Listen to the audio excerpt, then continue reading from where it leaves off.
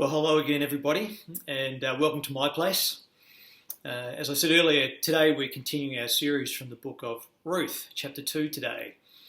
Not sure if you tuned in last week, whether you did or whether you didn't, but let me just give you a bit of a heads up as to where the story goes. Really, a couple of things I want you to remember. Firstly, the story of Ruth, or the book of Ruth, is a historical narrative. Basically means that much of the Old Testament is historical narrative. It's the true story about God's people. In this case, it's a story about a particular family, a bloke by the name of Elimelech and his wife Naomi, their two sons Mahlon and Chilion. And this family is from a place called Bethlehem in the southern part of Judah. So that's their story. We need to remember that this is their story. Second thing I want you to understand and remember about the book of Ruth is that it's a really sad story. At least that's how it starts off. It doesn't finish that way, but chapter 1 is a really sad story. And it focuses particularly around this lady, Naomi. And this is how it goes. Elimelech and Naomi, they, along with their two sons, they leave Bethlehem, meaning the house of bread. That's what Bethlehem means. And they leave there because, quite ironically, there's a famine. There's no bread in Bethlehem. And so they go to a place called Moab. Well, I reckon as Aussies, we would say, well, that's fair enough. You know, you got to do what you got to do. You know, just if there's no food there, go to where you need to go. That's pretty much how we think about things. But if you were an ancient person reading this story, and this story is around about over 3,000 years old, if you're an ancient Jew reading this story, you'll probably say, well, that's a bit strange, really, that they've left Bethlehem. And it's probably strange for two reasons. You know, they've gone to the land of Moab. That's a bit strange because the Moabites weren't friends with the Israelites. There's a fair bit of history about some animosity between them. We talked a bit about that in last week's service. So an ancient Jew reading this story say, why go to Moab? That's a really strange thing to do.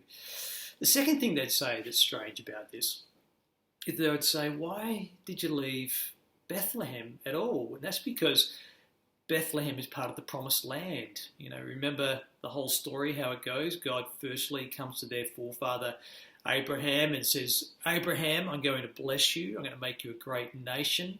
I'm going to give you a land. And it's through this that I'm going to bless this whole world. And so it's the covenant God makes with Abraham. And the land is a really key part of the covenant.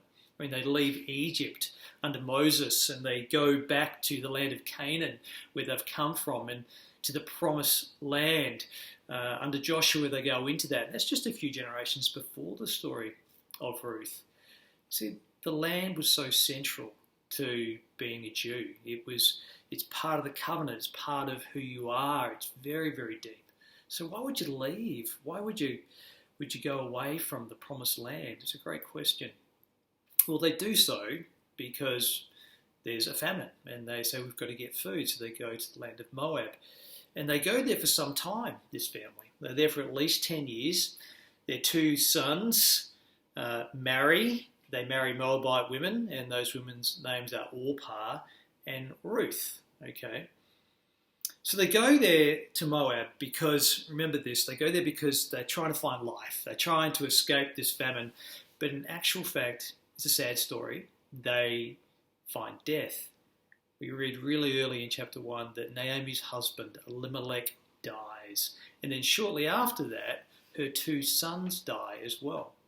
So chapter 1 is a story about three widows. It's desperately sad. You know, it'd be horrible. Can you imagine losing your husband or husbands? Imagine losing your sons. And it's made even worse, if you remember back to last week, because in ancient times, the whole security of the family was really bound up around the males. You see, if you didn't have any males in your direct family, then you had no land, you had no inheritance, you had no livelihood, you had no way of really getting on. It was terribly destitute. And that's particularly where these women find themselves. In fact, chapter 1 is really looking through the eyes of Naomi. She's an older woman, she's got no chance of remarriage, she's completely destitute. To understand the book of Ruth, we have to sort of buy into that emotionally to some extent. We have to understand how deep and hard this is for her. really, I think about it, I think, well, this is probably, chapter 1 is really a story about anxiety, isn't it? It's a story about worry. I think, we can understand it when we put it that way, because we are anxious people so often. We live in a very connected world with social media, but experts tell us that anxiety levels are probably rising, if nothing else. And the whole coronavirus thing has just made that worse. Psychologists, I was doing some research on this, and psychologists tell us that some of the main reasons we have for anxiety are things like work stress or breakdown in relationships, loneliness, and then two other key ones, our health and our finances. You probably can relate to that. It's like, oh yeah, I get really anxious about those things. So why do we get anxious? Well, I think we get anxious because we can't actually control what's coming our way. We're worried about tomorrow. In fact, I've heard it put this way, I've said it before at Aldinga Bay, anxiety is really being visionary, but without optimism. So that's pretty much it. And that's how Naomi feels. She looks at the future and says, there is no optimism. In fact, you fast forward through to the end of chapter 1, and that's how it really ends. There's a positive thing that's happened. That positive thing is that Ruth has gone back with Naomi. Initially, Naomi says to both Orpah and Ruth, the Moabite women, go back home and find a husband there. Orpah does leave. It seems like the sensible thing to do, but Ruth says, no way, Naomi. This is what the story's about her. She says, no way, Naomi. I'm not going to leave you. I'm going to go where you go. I'm going to die where you die. Your people are going to be my people. Your God is going to be my God. Ruth is the great hero of this story in many ways. It's about her. It's about her faith and her trust in God. But at this point in time, in chapter 1, Naomi, I'm sure she's glad that Ruth is there, but she doesn't really see that she can make much difference. She looks at Ruth and she says, I'm glad for this, but she's not going to change my future. In fact, the very last words we hear from Naomi in chapter 1 are these. She comes back to Bethlehem. She's with her own people. Ruth is there. And the people say, Naomi, you're home. And Naomi says, please don't call me Naomi. And that's because the word Naomi means pleasant. She says, no, don't call me Naomi, call me bitter, call me Mara, because the Almighty has dealt bitterly with me. He's brought calamity upon my life. That's how she feels. She's destitute, she's without hope. And really the question we find ourselves asking at the end of chapter 1 is, how's this all going to work out? Where is God? Is he going to turn up? Is he going to help this poor woman? For us, how does God deal with us? How should we process our anxieties? If we're followers of his, if we love him, if we're his children, does he care about us? What's going to happen? And that's what chapter 2 is about. It's the story turns. It's a story now about favour. It's a story about the dawn of hope, if you like. And we're taken straight away to the fact that the story is like that in verse 1 of chapter 2. Let me just read it to you. The narrator's speaking, and he says, now Naomi had a relative of her husband's, a worthy man of the clan of Elimelech, whose name was Boaz. It's kind of like the narrator is telling us, I want you to hear some things here. Okay, so there is a family member, maybe he's a cousin or a second cousin, this bloke by the name of Boaz. Now that's really important because remember, back in those days, the security of the family was around the males. Naomi doesn't have any in her immediate family, but all of a sudden there's this guy, Boaz, a distant relative. So it should be ringing some bells for us. Maybe there's some good news here. And secondly, we're told that he's a worthy man. So that word's used quite a lot, the Hebrew word for that in the Old Testament, and it normally means mighty or it means wealthy. And in this case, it certainly carries all of that, but also brings with it maybe this idea that he's a man of good character as well. So it's an important story, and this is how I want you to understand what's being set up so far. Just pretend for a moment that the story of Ruth is a stage play. You've gone to the Festival Theatre and you're watching this epic story of Ruth, and scene 2 is about to start, and what happens is while the curtain's still down, the narrator comes out on stage and he whispers to the audience, everybody, we're just about to introduce another really important character to the story. His name's Boaz, and he tells you that this man is a kinsman, he's a family member, and he's a worthy man.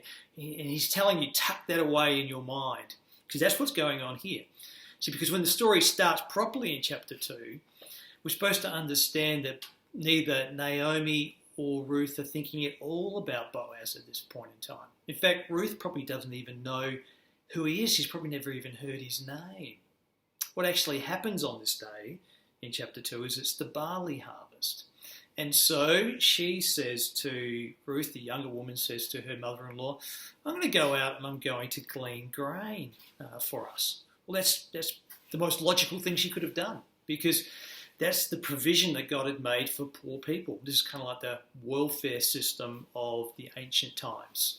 You know, no job keeper or no job seeker, but there was the grain harvest and gleaning.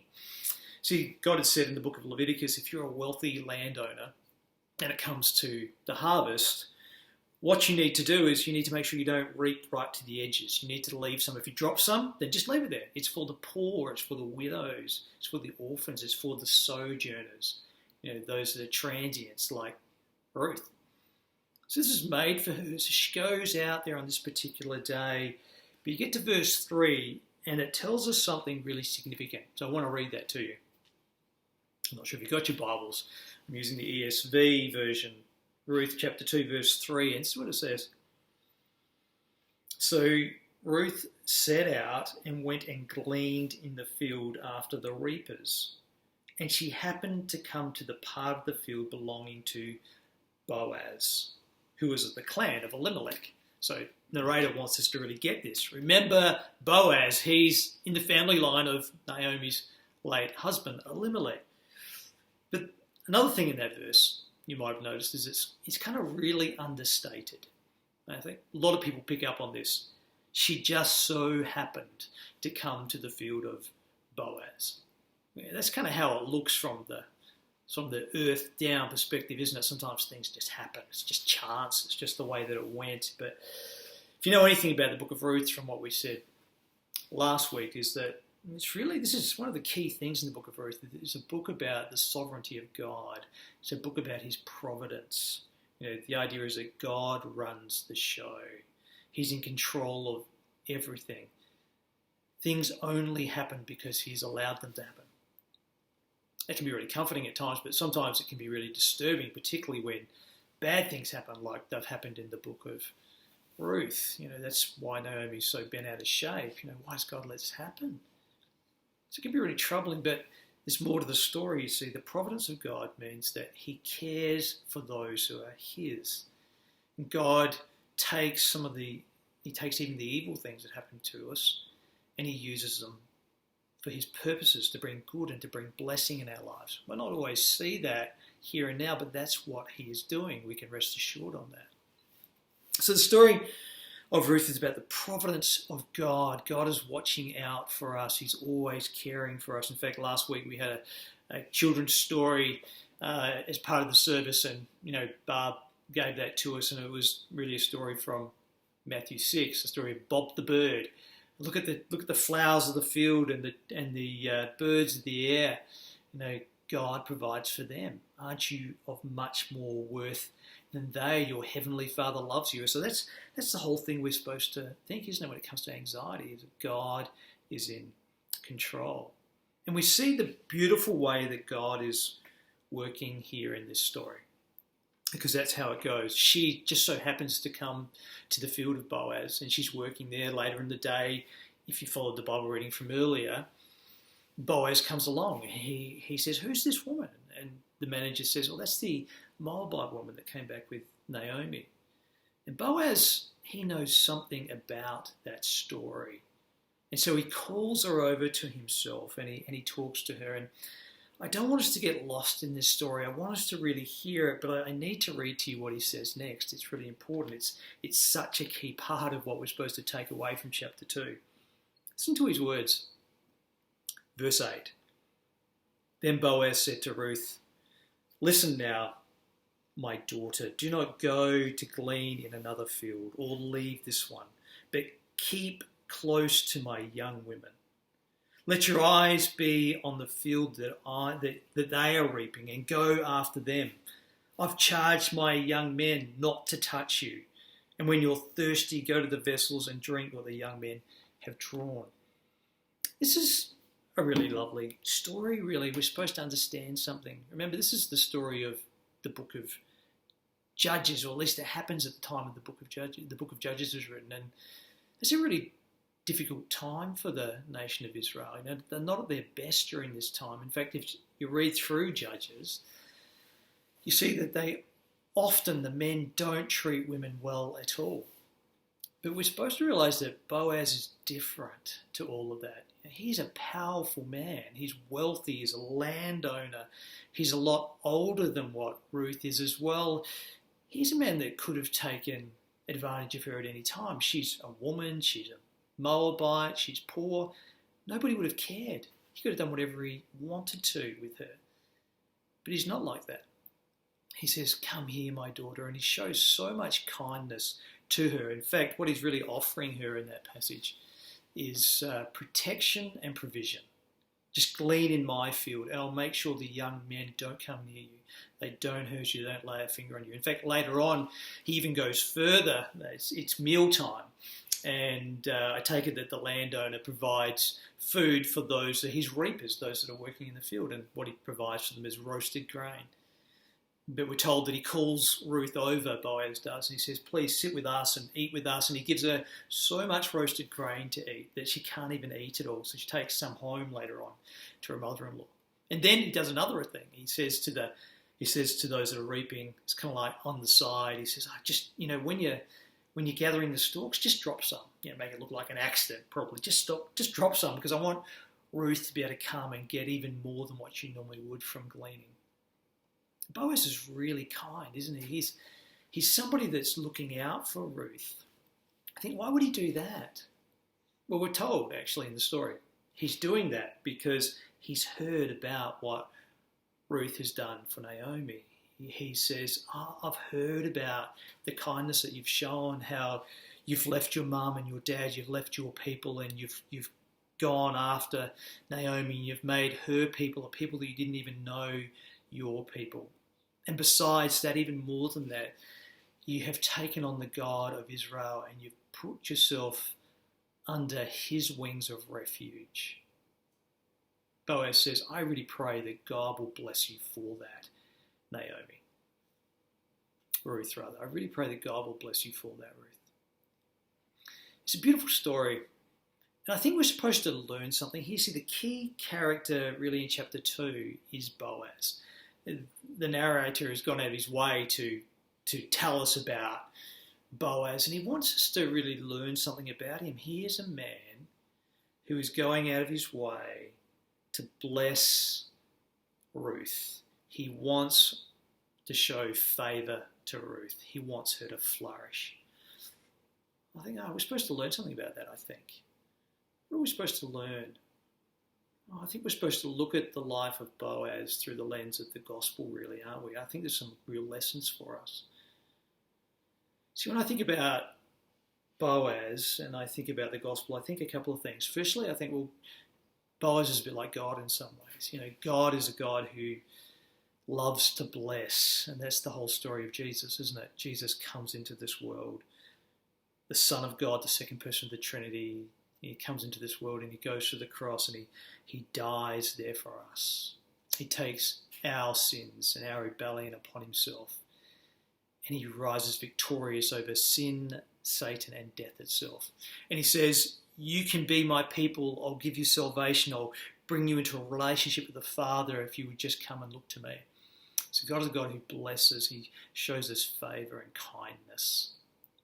But also, there's another part of it too, and that is that God does that so that we will glorify him. And very much, isn't it true that part of glorifying God is about blessing other people?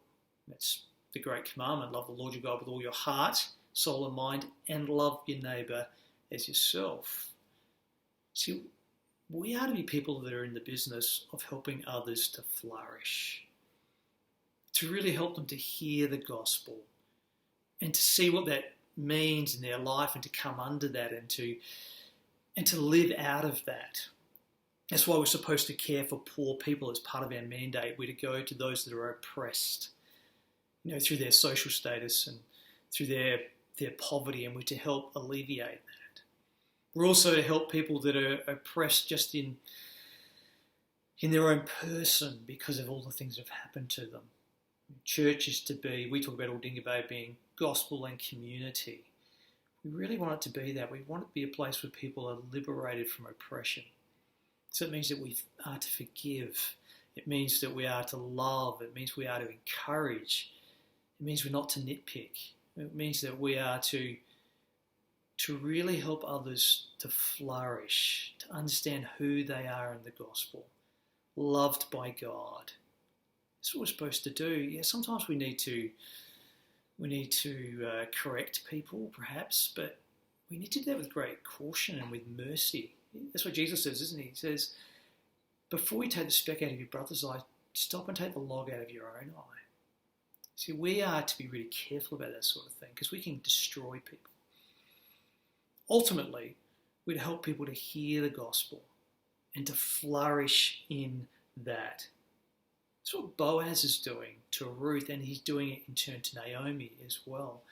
And that's exactly how the story finishes in chapter 2. Really, the last scene is the story of the report.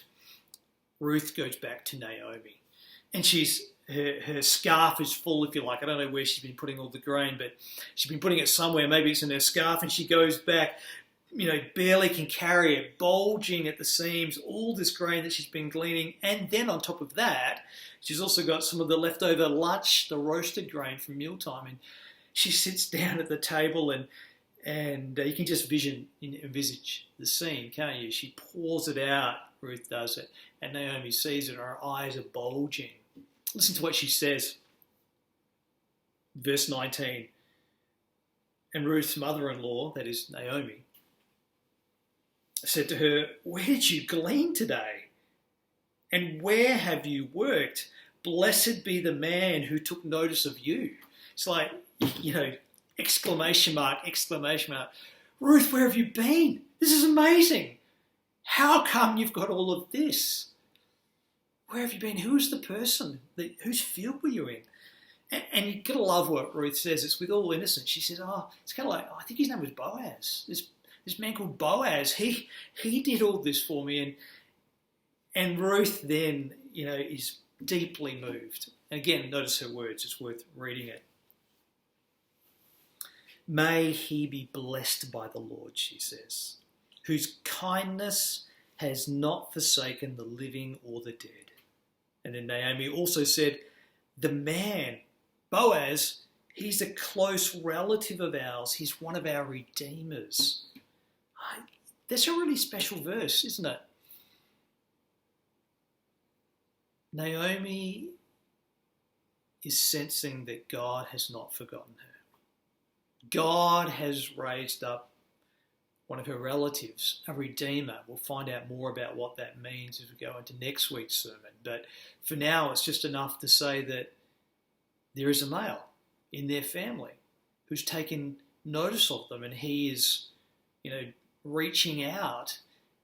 And for Naomi, she says, for the first time in this story, for the first time she's showing faith. And she says, blessed be God. He has not forgotten us, nor has he forgotten my dead husband in his name. He is providing for us. Naomi was a woman who was worried, and now she has, for the first time, been reminded that she's not forgotten. You think, why have we got the book of Ruth in the Bible? Well, partly we got it there so that we will remember this. Because we have so many anxieties in our life, don't we? So many things come in and we think, I don't know what to do with these. Oh, we're supposed to read the book of Ruth and all those other stories about how the fact that God doesn't forget those that are his. He remembers us. In fact, just as we close, I was reading a quote this week. It's actually not from the book of Ruth, but it's actually taken, inspired by First Peter. In First Peter, we're told, Peter tells the church, cast your cares on him because he cares for us. And this is what the writer of the article said. I loved it. Cast all your anxiety. Anxiety is not meant to be held on to. It's not a treasure or a keepsake. Anxiety is not a bosom friend or a comfort toy. Anxiety is the enemy. It's an enemy to the sober mind. It's an enemy to peace. It's an enemy to faith. Anxiety chews at the roots of the plant of faith and life until, having eaten away the root system completely, it leaves us like stalks stuffed into fertile soil, but with no way of gathering nourishment and nutrients. He goes on and says, dishonest Christians pretend there is no anxiety in life. They keep a stiff upper lip. They don plastic masks. Inside, though, they're twisted into a pretzel of worry.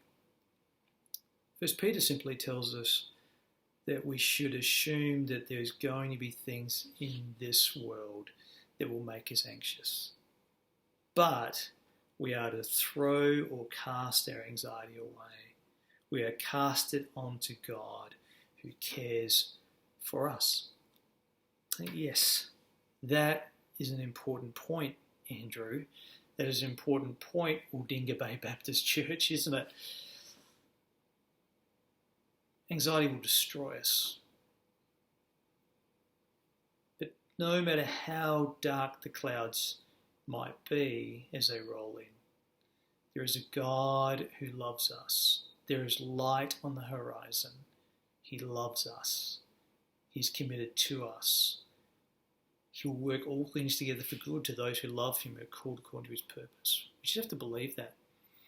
The eyes of faith. We need to believe that, and we need to be part of helping others to flourish. We need to flourish ourselves because of that, and we need to be part of helping others to flourish. Help others to hear the gospel. Help others to see who they are in Jesus. Celebrate, forgive, love. Let's move ahead. Let's be that community that God wants us to be. Let's pray together. Father, we thank you for your word. We thank you for the truth of it. And I pray, Lord, that you would lift our hearts to you in worship. Amen. We're going to close the service with a song. Greg and Chloe are going to play another one of their songs that they recorded for us. We trust that they'll be a blessing for you as you reflect on those words and bring them back to what we were speaking about just now. God bless.